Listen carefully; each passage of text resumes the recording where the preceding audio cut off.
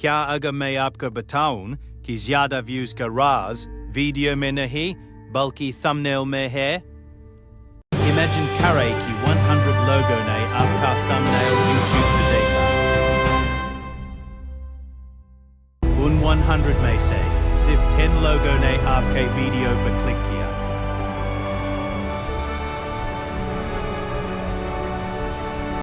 यही 10% click through rate है। CTR का मतलब है कितने लोगों ने देखने के बाद क्लिक किया।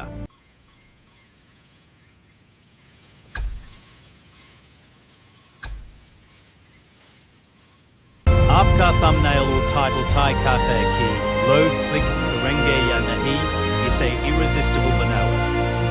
अब आप CTR जानते हैं, अब जाकर क्लिक्स बटोरो। Asayar clicks, wow.